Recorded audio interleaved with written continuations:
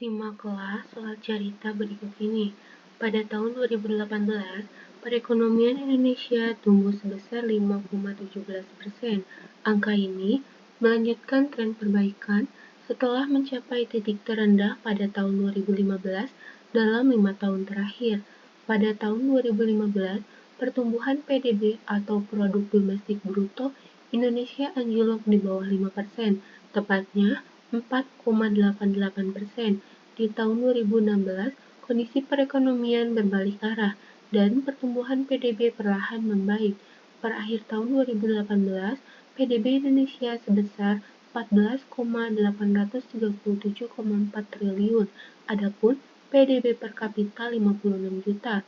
Pertumbuhan ekonomi yang secara tahun cukup baik ditopang oleh pertumbuhan konsumsi dan investasi yang lumayan baik, yang konsumsi dan investasi juga menjadi penggerak ekonomi tahun ini. Berdasarkan data BPS yang dirilis pada Rabu, tanggal 6 bulan 2 2019, konsumsi rumah tangga pada Januari sampai dengan Desember 2018 tumbuh sebesar 5,05% dan sumbangannya terhadap pertumbuhan ekonomi 2,74%. Sementara investasi yang tumbuh 6,67% menyumbang 2,17% terhadap pertumbuhan PDB 2018. Sementara itu, IHSG atau Indeks Harga Saham Gabungan ditutup menguat 1,025% menjadi 6,547,877. Adapun nilai tukar rupiah berdasarkan JISDOR Jakarta Interbank Spot Dollar Rate adalah sebesar 13.947, melanjutkan penguatan sejak awal Februari. Kendati dinilai cukup positif, pertumbuhan ekonomi Indonesia masih terpusat di Jawa dan Sumatera. Kontribusi Sumatera dan Jawa terhadap PDB 2018 masing-masing 58,48 dan 21,58%. Hal itu terjadi karena daerah-daerah selain Jawa dan Sumatera masih bergantung pada komoditas mentah. Akibatnya, pertumbuhan PDB di daerah yang bergantung pada komoditas mentah melambat.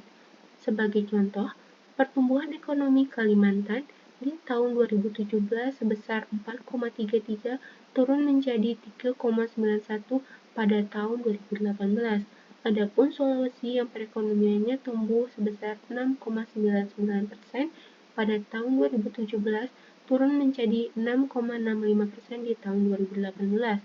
Para ahli berpendapat gejolak harga komoditas global akan mempengaruhi pertumbuhan ekonomi di daerah yang bergantung pada komoditas mentah. Kondisi ini harus diantisipasi pemerintah dengan segera merealisasikan hilirisasi industri. Mari kita simak grafik berikut ini.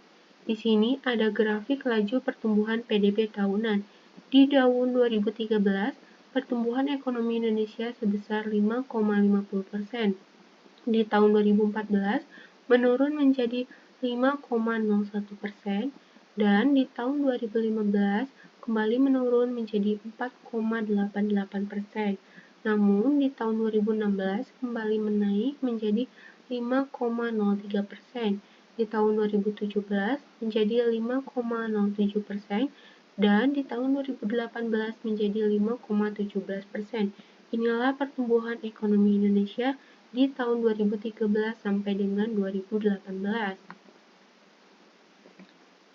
Pada paragraf pertama, pernyataan berikut ini yang paling tidak benar adalah A. Pertumbuhan PDB Indonesia perlahan mulai membaik tahun 2016 dan saat itu pula kondisi perekonomian berbalik ke arah yang lebih baik. B.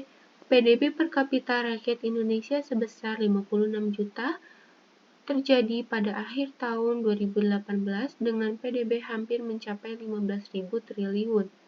C. Pertumbuhan perekonomian Indonesia mencapai titik terendah pada tahun 2015 yakni tidak mencapai angka 5%. D. Pada tahun 2018, pertumbuhan perekonomian Indonesia melanjutkan tren perbaikan dalam 5 tahun terakhir yakni sebesar 5,7%. E. Meskipun pertumbuhan PDB Indonesia anjlok hingga 4,88%, kondisi perekonomian Indonesia tetap dalam batas menggembirakan.